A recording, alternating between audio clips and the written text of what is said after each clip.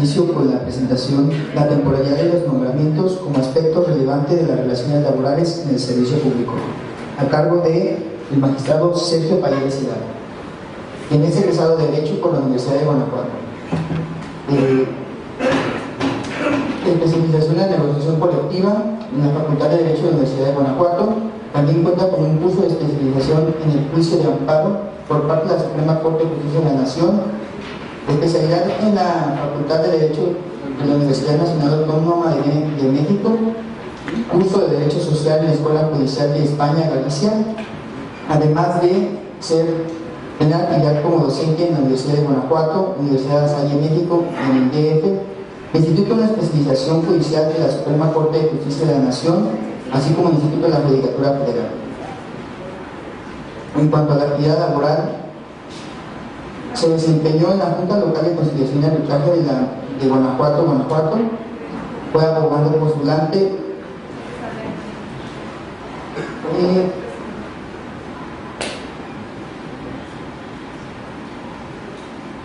Fue primero del distrito en Oaxaca, magistrado en los tribunales colegiados en materia de trabajo en el Distrito Federal, magistrado en el primer tribunal colegiado en materia de trabajo en Guanajuato.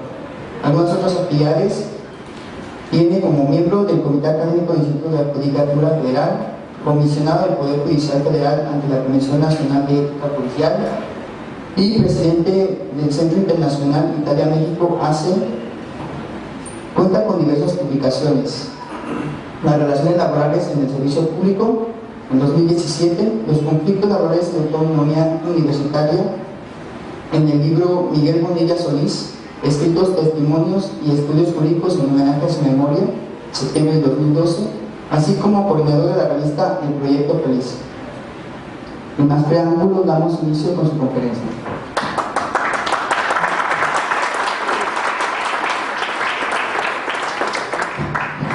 Gracias, muy buenos días a todos.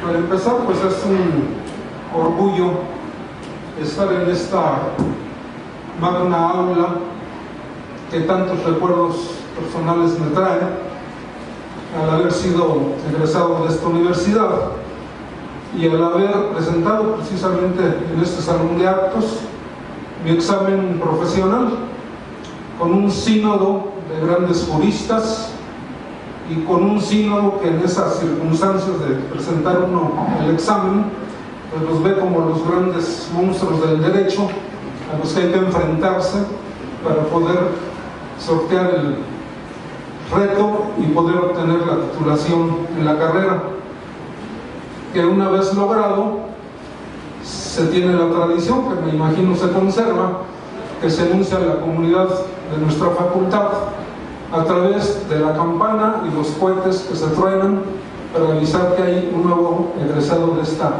Facultad de Derecho. Y tengo además el honor, el gusto, el privilegio de que estén conmigo el día de hoy. Parece que les quedaron ganas todavía de someterme a examen, así que están presentes mis queridos maestros inolvidables que tantas lecciones me dieron. Desde luego, ellos no son los culpables de que no las haya aprovechado, pero me dieron brillantes lecciones los señores maestros licenciados José Cervantes Herrera, Jesús Mesa Ortiz y Juan René Segura Ricaño. Les agradezco mucho su presencia.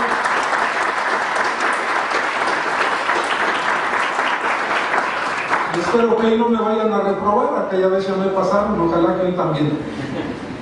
Bien, quiero agradecer desde luego la amable invitación que me hicieron para participar en este importante evento al doctor Eduardo Pérez Alonso, que es el director de la División de Derecho, Política y Gobierno, también al señor magistrado presidente del Tribunal Federal de Conciliación y Arbitraje, el maestro y amigo Luis Gerardo de la Peña Gutiérrez, y también al amigo y participantes en muchos encuentros académicos, el doctor Tomás Héctor Natividad Sánchez.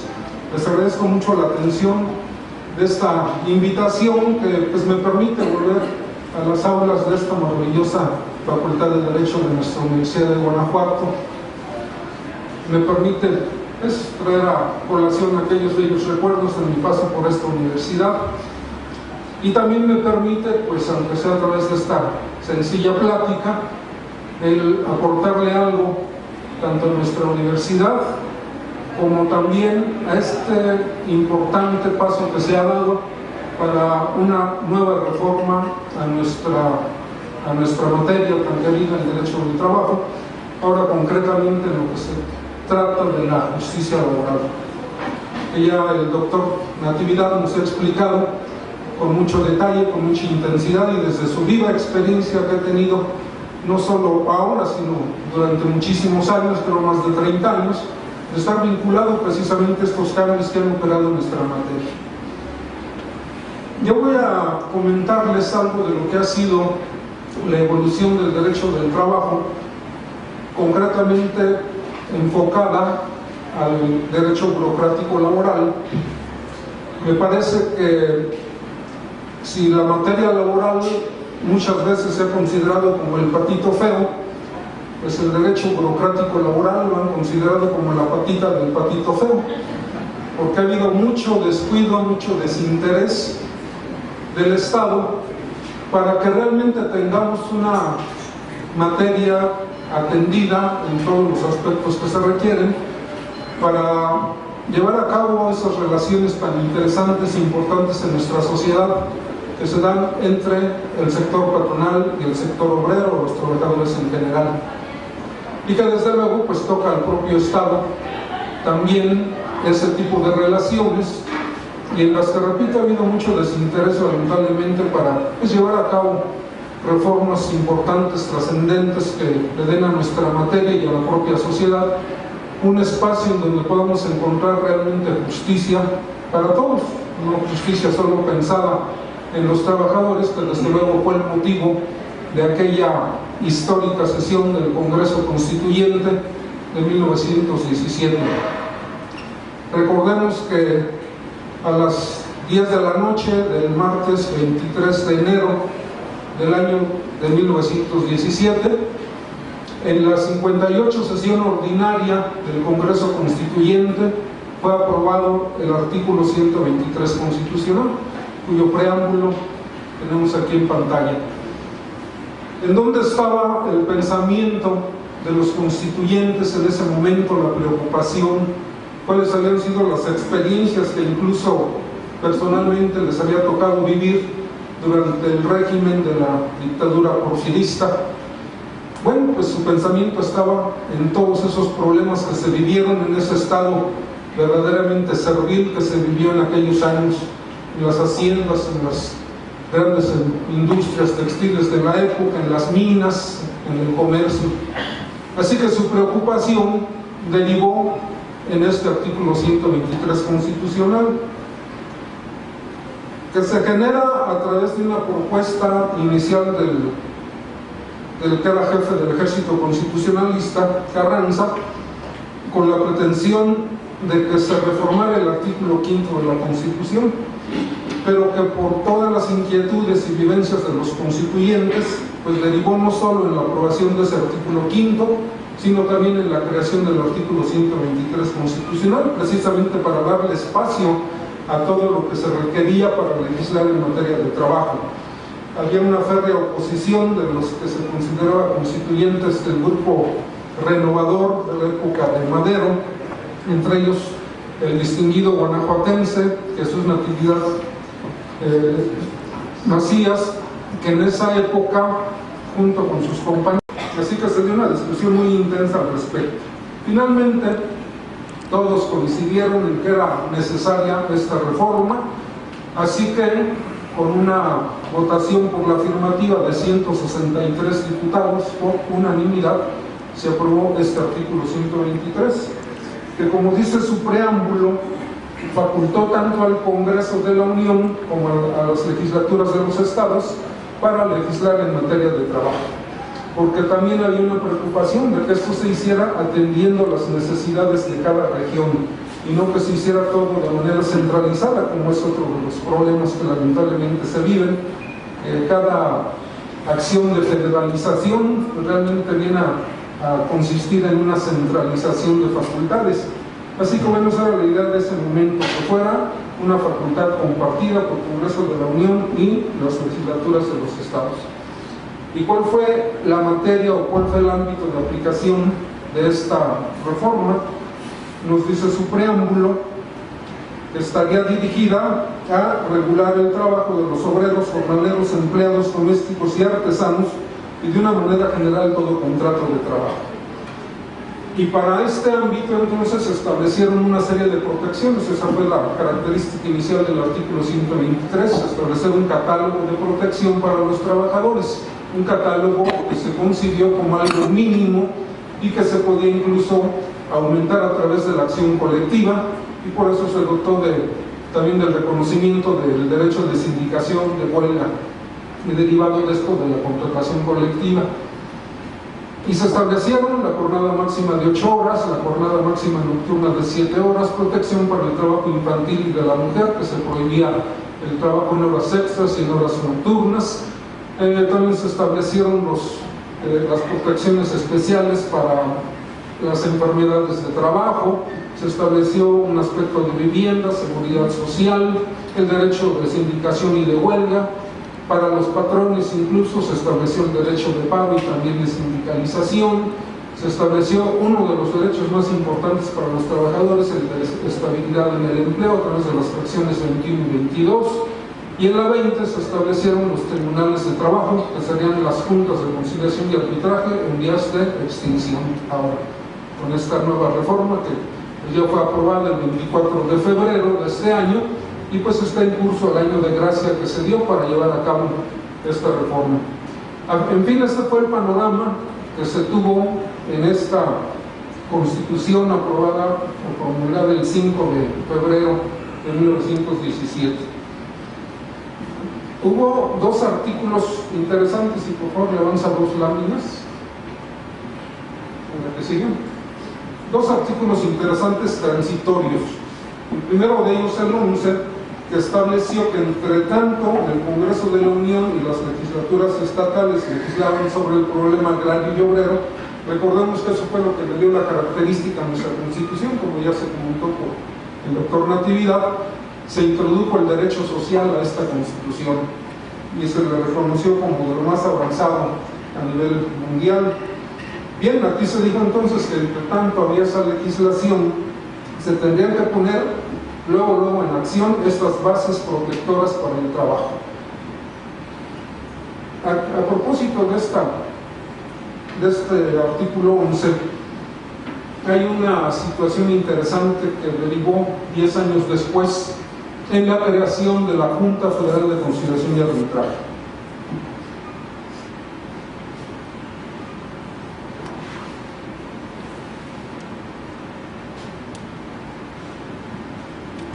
La Junta Federal de Conciliación y Arbitraje se crea por decreto presidencial, Plutarco Elías Calles era el presidente en ese momento, del 22 de septiembre de 1927. Aparte de referir como sustento, como fundamento para la creación de esta Junta, las leyes de ferrocarriles, petróleos, electricidad, minas, leyes que pues tenían en diferentes estados de la República aplicación, hace alusión también a que en cumplimiento del mandato de la fracción 20 del artículo 123 en relación con el 11 transitorio, se daba este decreto para llevar a cabo la instalación de una Junta Federal de Conciliación y Arbitraje. Pero quedamos, si regresamos a la lámina 1 por favor, pero quedamos que en 1917 los facultados para legislar en materia laboral fueron el Congreso de la Unión y las legislaturas de los estados, de donde entonces le derivó al presidente de la República la facultad para establecer la Junta Federal de Conciliación y Arbitraje. El artículo 11 transitorio no dice nada en relación a que el presidente pudiera tener esa facultad. La idea de este artículo 11 era simplemente todos los beneficios mínimos que establece la Constitución, el artículo 123, para los trabajadores se deben de poner de inmediato en operación. Es decir, los patrones ya estaban obligados a pagar salario mínimo, respetar jornada máxima, otorgar descansos, pagar indemnizaciones, etc. Esa era la idea del 11 transitorio, no que el presidente de la República pudiera decretar en 1927 la creación de la Junta Federal de Conciliación y Arbitraje.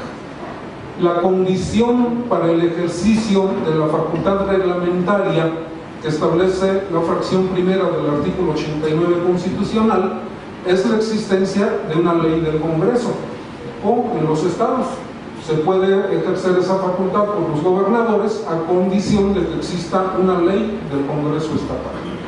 Así que esta facultad que se abrogó Calles, pues no tiene fundamento en el artículo 11.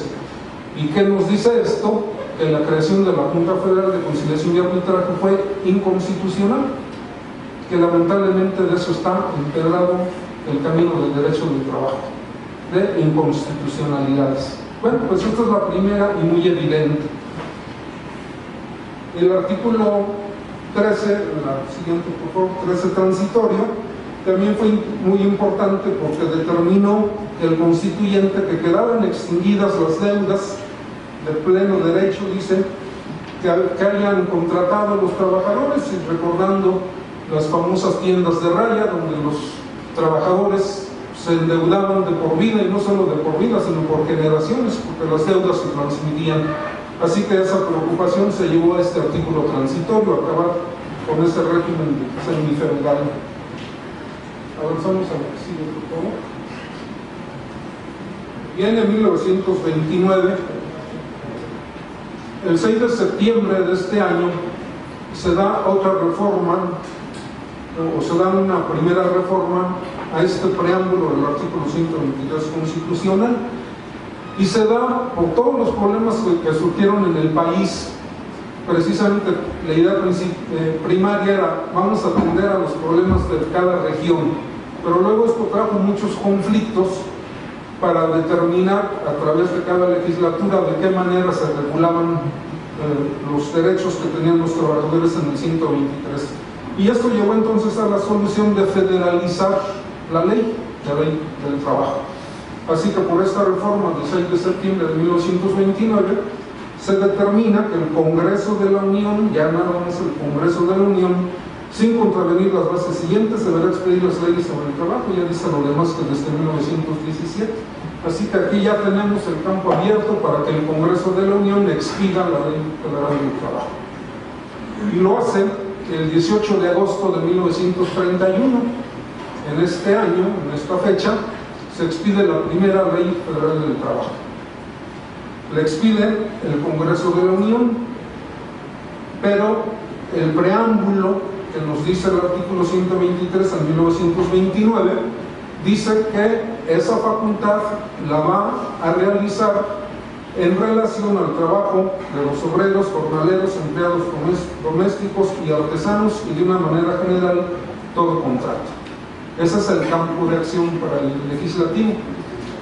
Y el artículo 2 de esta ley dispone: las relaciones entre el Estado y sus servidores se regirán por las leyes del servicio civil que se expidan.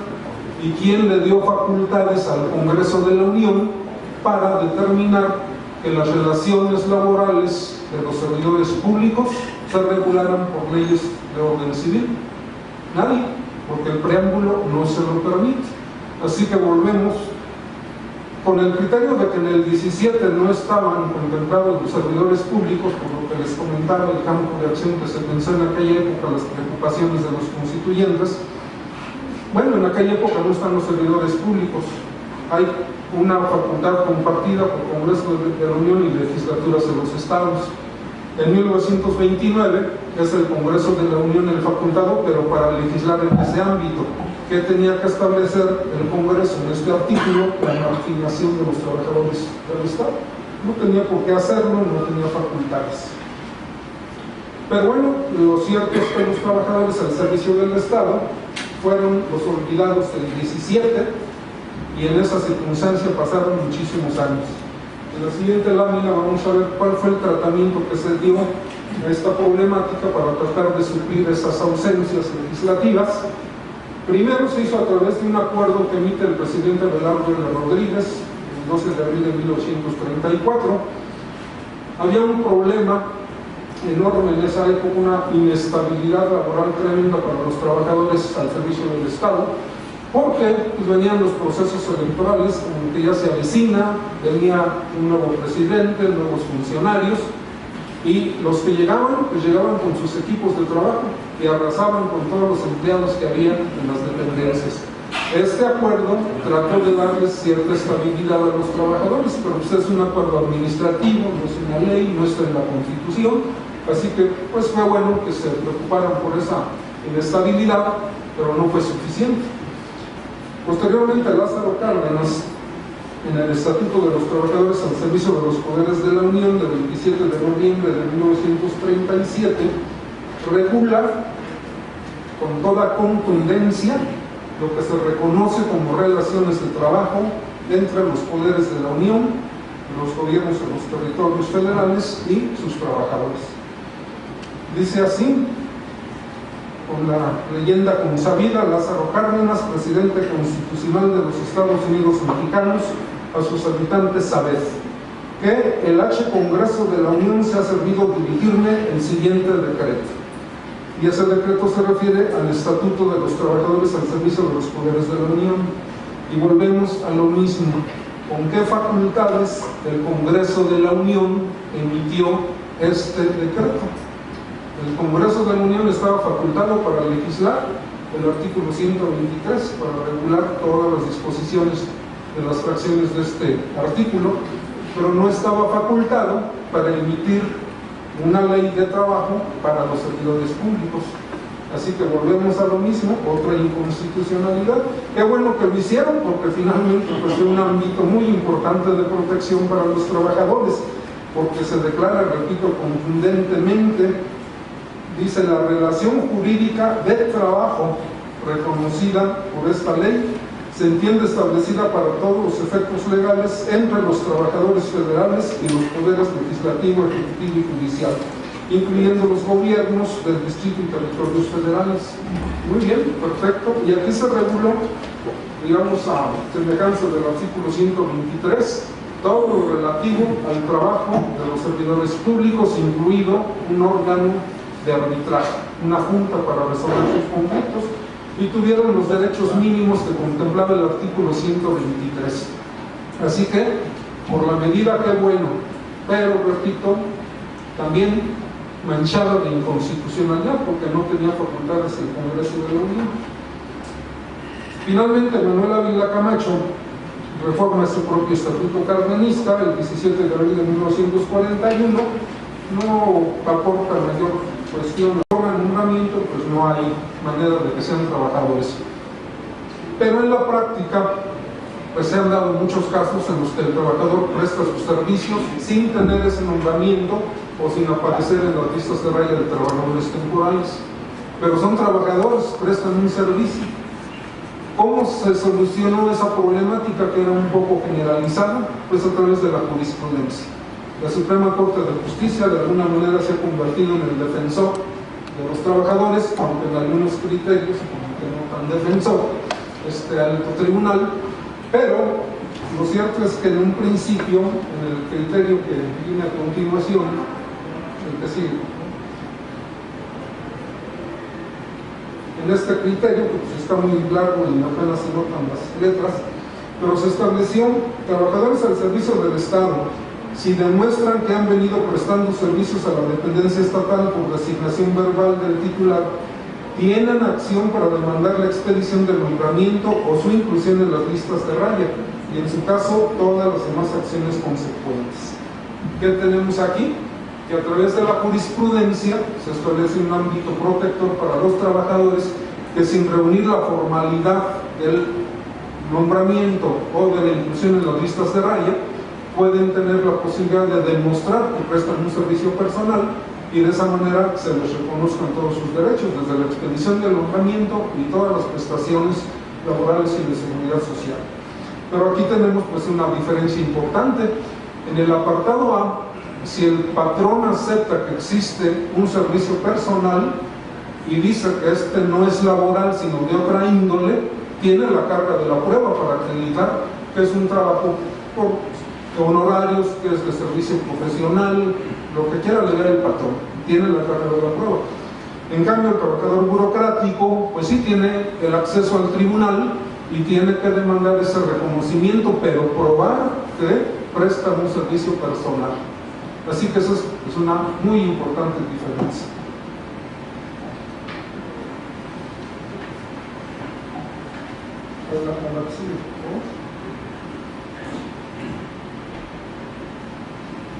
El trabajador fue designado.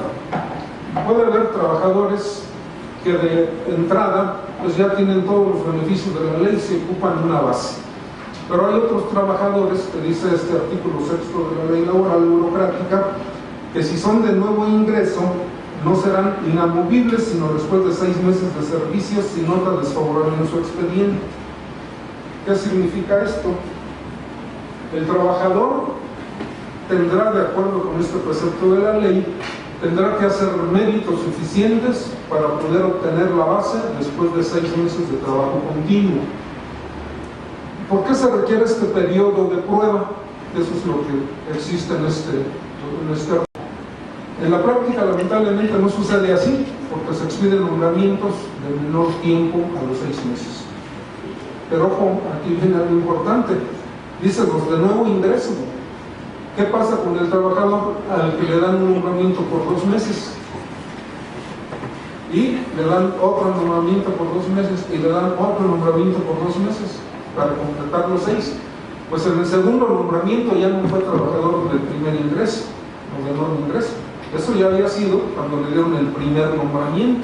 Así que en el segundo y en el tercero, estas reglas del artículo 6 ya no le aplicarían a él, porque ya no es de nuevo ingreso.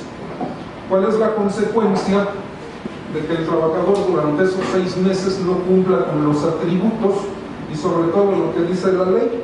Que tenga una nota desfavorable en su expediente. ¿Cuál será la consecuencia de esa nota desfavorable? Que el titular lo podrá separar automáticamente del puesto por esa nota desfavorable. Pues la ley es una incógnita. Para empezar, no nos dice qué es nota desfavorable. Pudiera ser que el titular llegó en la mañana a su oficina, saludó a medio mundo y un trabajador no le contesta el saludo. Le cae mal que no le hiciera caso. Pues le llama a su secretaria, ponle una nota ahí en su expediente y el trabajador ni cuenta se da. Ahí está ya la nota desfavorable porque no le contestó el saludo.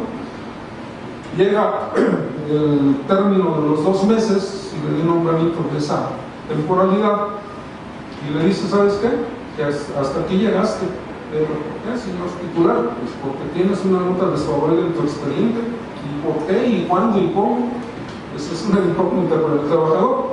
Pero esas sorpresas se pueden encontrar porque la ley no regula de qué manera se tiene que establecer esa nota desfavorable, cuál es la causa y cómo es el procedimiento para imponérsela. Hay la obligación de que le comunique al trabajador, oye, tienes esta falta, así que ven, te voy a traer a cuentas para aclarar la situación, darle derecho de audiencia, digamos, para que el trabajador se pudiera defender.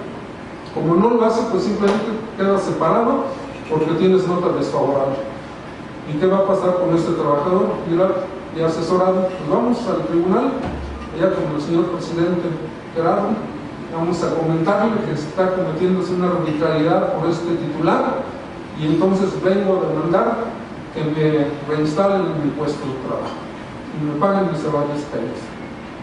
¿Y qué dirá el tribunal burocrático? A lo mejor ya han resuelto muchos asuntos los señores y señoras magistrados en este sentido, que dirán, oye, pues tú dices que trabajaste 2 meses, te separaron, no tienes estabilidad en el empleo. Esa sería la defensa del titular. Carece de estabilidad en el empleo porque no cumplió los 6 meses que dice ese artículo 6 y además tiene una nota desfavorable. Así que bajo esas circunstancias, pues su demanda es totalmente improcedente por carecer de estabilidad en el empleo. La reinstalación la puede demandar un trabajador de base, no un trabajador que no ha adquirido la base. Esa sería su defensa.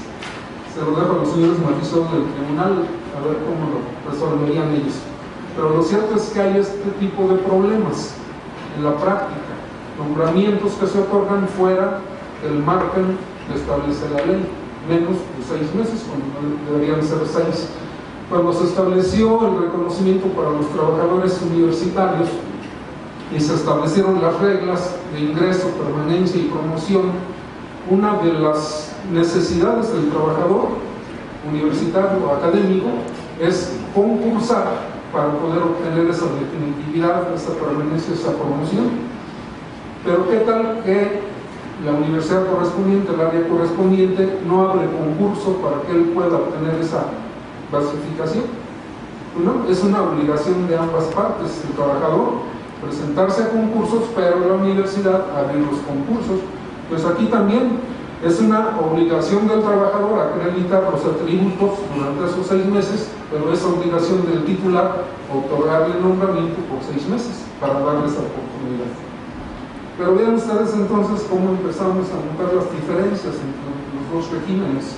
El apartado A, un poco más light, digamos, y el apartado B, pues restringe mucho los derechos.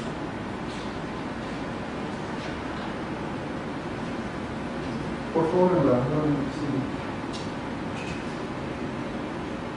en este criterio de la Suprema Corte de Justicia, repito que el Tribunal Máximo del país ha establecido criterios muy importantes que vienen en consonancia con el objeto del artículo 123 y establecen una serie de protecciones para los trabajadores.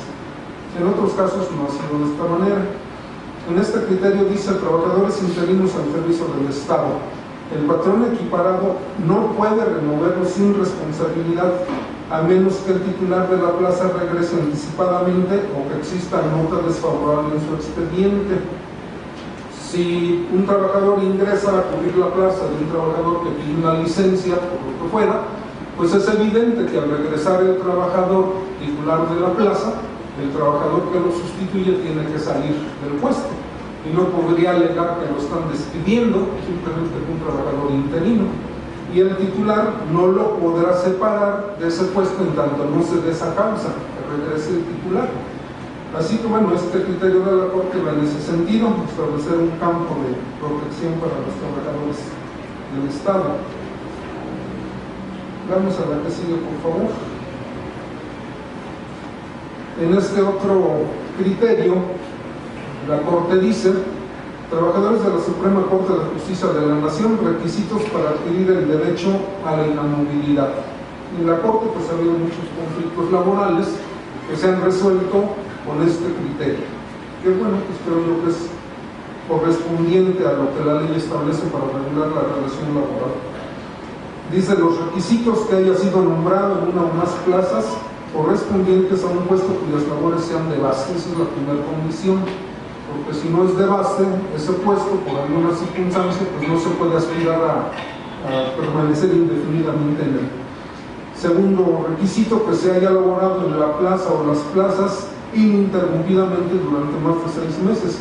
Este término de ininterrumpidamente no lo contiene el artículo 6º de la ley, pero es obvio que así debe ser. Si son 6 meses de trabajo continuo, los que deben de cumplirse, pues debe ser ininterrumpido, nada de que te doy un nombramiento que en la práctica se da de 2 meses, te descanso 15 días, te doy otros 2 meses, te vuelves a descansar 1 mes, te doy otro. No, eso no se podría hacer. Otro requisito, que no exista nota desfavorable en su contra durante esos primeros 6 meses laborados. Aquí el problema es que la Corte pues no ha definido cuáles son las características de esa nota desfavorable. Y dice: y al cumplirse más de 6 meses en el desarrollo de labores en una o más plazas de base, se encuentra alguna de ellas vacante. Esos son los requisitos para obtener la inamovilidad del empleo. Otra de las diferencias que encontramos entre los dos regímenes, los trabajadores de confianza, y la siguiente lámina, por favor. De acuerdo con la fracción 14 del 123, apartado B, los trabajadores de confianza tienen derechos salariales y de seguridad social. Con esta redacción, la Corte ha interpretado que este tipo de trabajadores no tienen derecho a la estabilidad en el empleo. La siguiente lámina, por favor. Dice este criterio: trabajadores de confianza al servicio de las entidades federativas no están protegidos en cuanto a la estabilidad en el empleo y por tanto carecen de acción para demandar la reinstalación o la indemnización constitucional con motivo del cese. En una época incluso se dio la problemática, incluso por contradicción de criterios de las dos salas de la Corte, se atendió al problema de que si el Tribunal Burocrático Federal era competente o no para conocer de los conflictos de los trabajadores de confianza. La Corte llegó a la conclusión de que sí lo era, porque el trabajador de confianza pues es trabajador, está sujeto a una relación de trabajo, tiene limitados los derechos en ese puesto, pero es trabajador, es relación de trabajo con el titular correspondiente.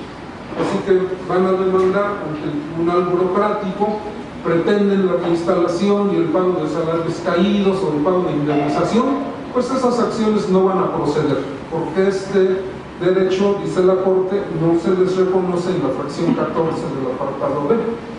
Pero además dicen que les deben salarios, que les deben días de descanso, que les deben horas extras, etc.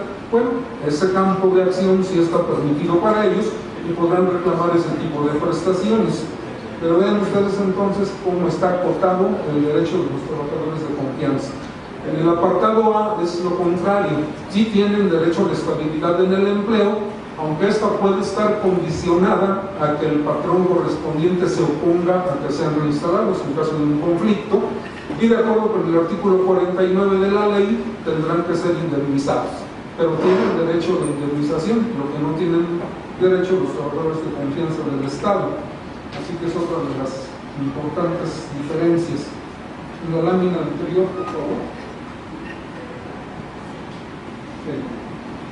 En esta lámina vemos también que el artículo 5, para empezar, establece todo un catálogo de puestos o de funciones que se desempeñan en los tres poderes de la Unión, para decir cuáles son trabajadores de confianza. Tratándose de la planta de trabajo de la Presidencia de la República, absolutamente todos son de confianza. La consecuencia de esto es que todos estos trabajadores, de acuerdo con el artículo 8, quedan marginados de la ley. Pero esto, repito, hay que entenderlo como que quedan marginados de los derechos de inamovilidad en el empleo. Todo lo demás sí lo pueden tener. Curiosamente, y por las necesidades que se tienen para el servicio público eficiente, a través de la expedición de la Ley del Servicio Profesional de Carrera, se reconoció a trabajadores de confianza de ciertos niveles el derecho a la inamovilidad, aunque también condicionado. Pero tienen derecho, si bien no a permanecer en el puesto, tendrían derecho a demandar la indemnización por despido injustificado.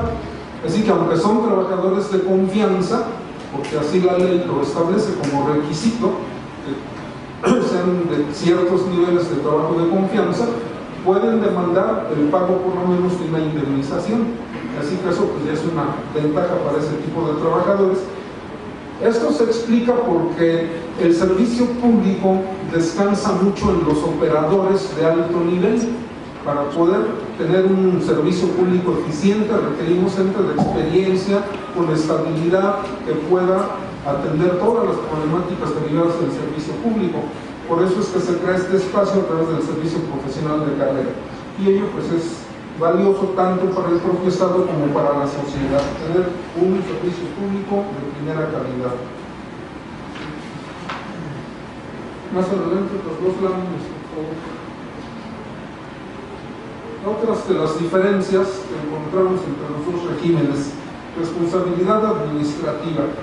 Tenemos que los trabajadores al servicio del Estado no solo pueden ser sancionados vía la Ley Federal de los Trabajadores al Servicio del Estado, también pueden incurrir en responsabilidades administrativas.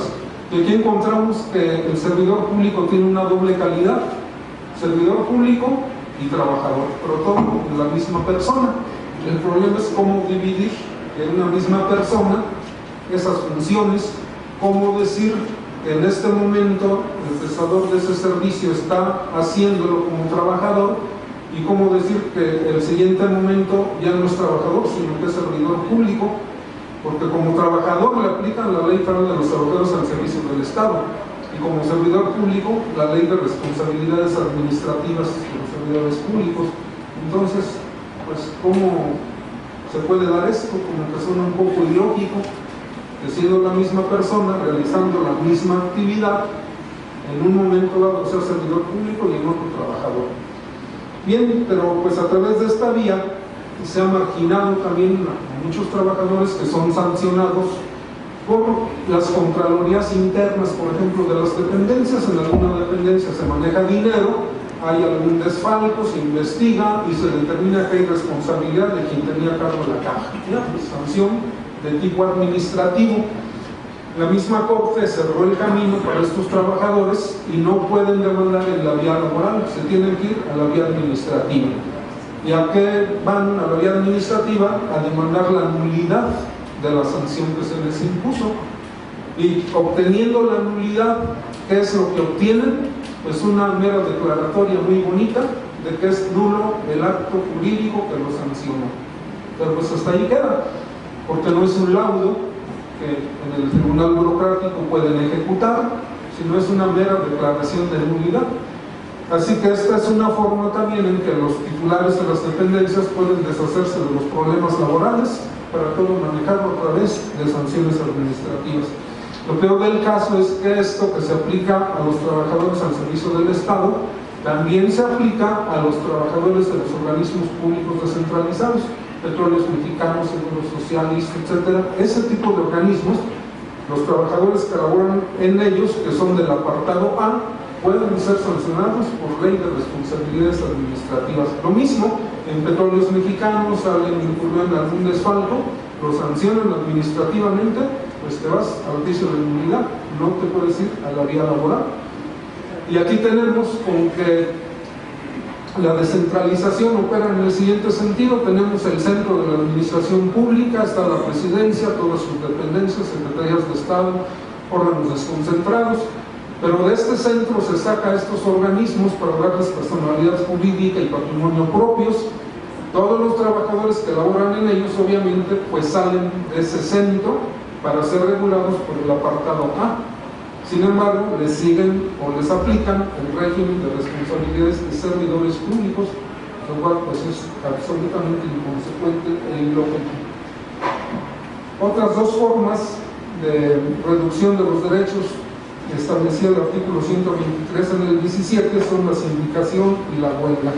La sindicación, porque de acuerdo con el artículo 68 solo puede haber un sindicato por dependencia, y de acuerdo con el 78 solo se reconoce la Federación de Sindicatos y Trabajadores al Servicio del Estado como única central que reconoce el Estado. Esto ha cambiado porque la jurisprudencia de la Corte declaró inconstitucionales los dos artículos, así que puede haber más sindicatos. El único problema pues será que el tribunal burocrático resuelva cuál de ellos es mayoritario, pero puede haber más de un sindicato. Y lo mismo con las federaciones, incluso la creación de una nueva federación democrática, le llamaron, generó un conflicto tal que se tuvieron que crear 4 nuevas salas del Tribunal Burocrático Federal. Ojalá que se creen más centrales para que se creen más salas, porque ya los magistrados y magistradas están tan abrumados con tanto trabajo que pues se requieren más salas, no solo concentradas ahí en el tribunal, sino diseminadas en la República, porque sabemos que el cúmulo de trabajo es enorme. Entonces, pues lamentablemente no se pone el dedo en ese problema y siguen padeciendo de esas carencias los magistrados y magistradas de este tribunal. Finalmente, la huelga, artículo 94, establece que para darse una huelga en una dependencia se requiere una violación general y sistemática. ¿Y cómo entender esa violación? Es decir, vamos a hablar de la Secretaría de Hacienda. Para que en Hacienda exista un movimiento de huelga se requiere una violación que afecte pues, a todos los trabajadores que están en todo el país, en todas las dependencias de Hacienda. Y se requiere además que la violación se dé momento a momento, así como en alguna época era la carga de la prueba diabólica de las horas extras, que el trabajador tenía que probar momento a momento que trabajaba horas extras y preguntarle a los testigos segundo por segundo si le constaba que trabajaba horas extras el trabajador. Así de diabólico es esto, cómo puede haber una violación general que se dé momento a momento. Pues a lo mejor se está dando, y cuando hay una reclamación vías a emplazar la huelga, pues de inmediato así le dice, ¿sabes qué? Que ya en Sonora deja de aplicar eso. Aplícalo en todo el país, pero en Sonora no, por un ratito. Ah, pues ya no fue general, porque en Sonora no se está dando ya la violación. Ah, pero ahora en Guanajuato pues vamos a suspender la jugada para que no haya huelga y evitamos que sea violación general y sistemática. Finalmente, las condiciones generales de trabajo, de acuerdo con el artículo 87, se fijan por el titular, con opinión nada más del sindicato correspondiente. Aquí no hay negociación colectiva propiamente. Bueno, vean ustedes cómo todo esto que les comento implica la gran diferencia con que el legislador ha tratado el trabajo burocrático respecto del trabajo del apartado. Finalmente, porque ya se acaba el tiempo, en relación a los nombramientos en el siguiente esquema, por favor. Los nombramientos de que habla la ley son de esta naturaleza o de estas características. Puede haber un nombramiento definitivo de acuerdo con el artículo 112. Es aquel que se da por tiempo indefinido para cubrir una plaza respecto de la que no existe un titular. Como les decía hace rato, si alguien solicita una licencia, la plaza tiene titular. Quien ocupa el puesto pues lo hace de manera interina y tiene que salir cuando regrese el titular. Luego el interino, pues es esto que les acabo de comentar, que podemos encontrar regulado por los artículos 6º y 63, los 64, 65 en relación con el 43, fracción octava, establecen el nombramiento de tipo provisional, que es el que se expide para cubrir una vacante temporal mayor a 6 meses respecto de una plaza o puesto en la que existe titular. Luego, el de tiempo fijo, que establece el artículo 12, el que se otorga en una plaza temporal por un plazo previamente definido. Y el por hora determinada, que se otorga en una plaza temporal para realizar una labor o trabajo específico por un plazo indeterminado. Estas son las características de los nombramientos a las que ha hecho alusión la Suprema Corte de Justicia en los criterios que a continuación van a ver, por favor, que siguen.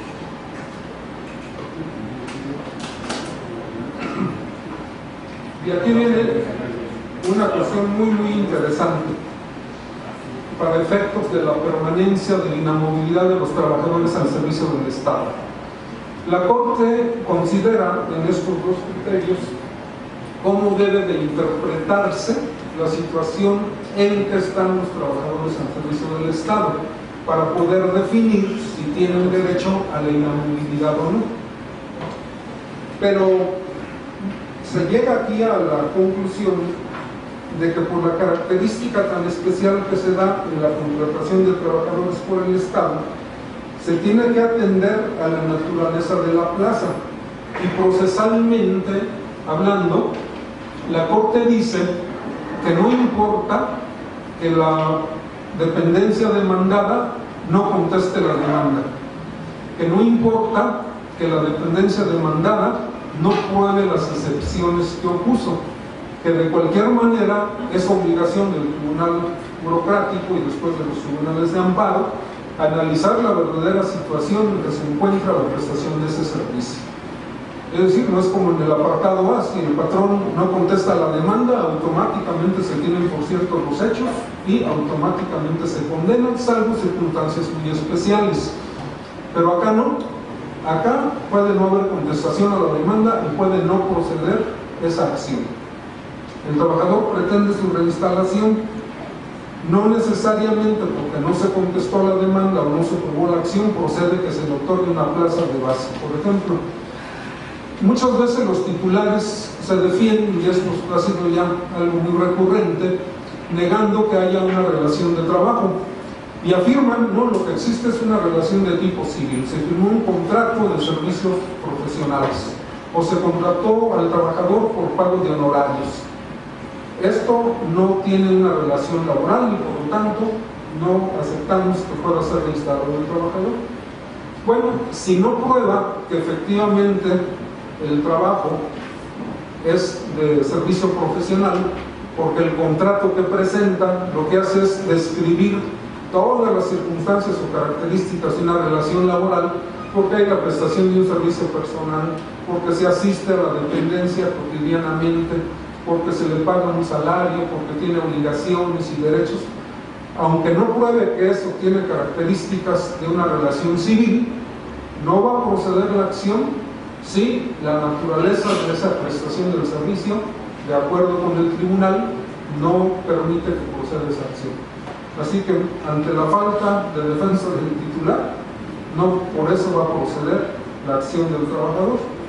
Así que dice la Corte: trabajadores al servicio de entidades federativas, la determinación que existió una relación laboral no implica necesariamente que el Tribunal del Trabajo tenga por satisfecha la pretensión del actor y condene a su reinstalación en una plaza de base.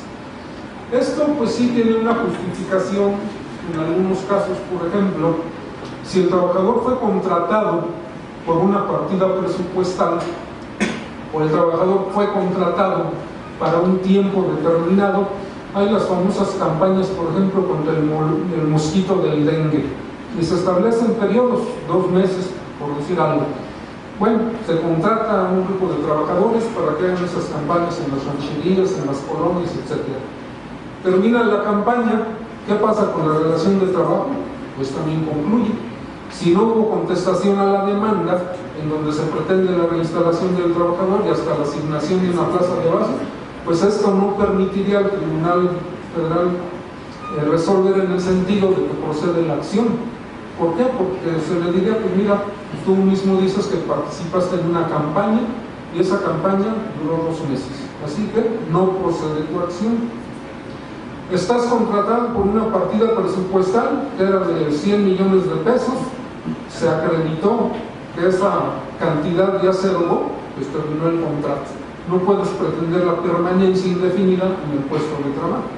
Y efectivamente ese tipo de situaciones se pueden dar. Lo malo es que recurrentemente se acude a este tipo de expedientes para deslindarse de obligaciones de tipo laboral.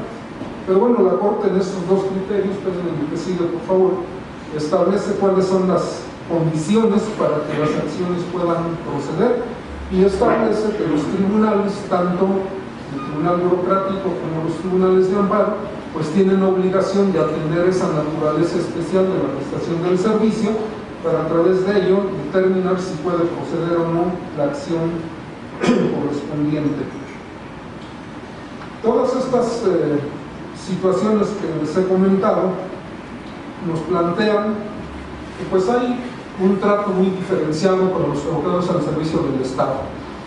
Desde luego que pues lo que yo les comento es muy opinable, es mi punto de vista a través del ejercicio profesional, a través de estudiar todas estas problemáticas. Yo he llegado a estas conclusiones, pero pues estoy muy consciente de lo que decía el gran poeta Ramón Campoamor: en este mundo traidor nada es verdad ni mentira, todo es según el color del cristal con que se mira. Y así lo miro yo. Gracias.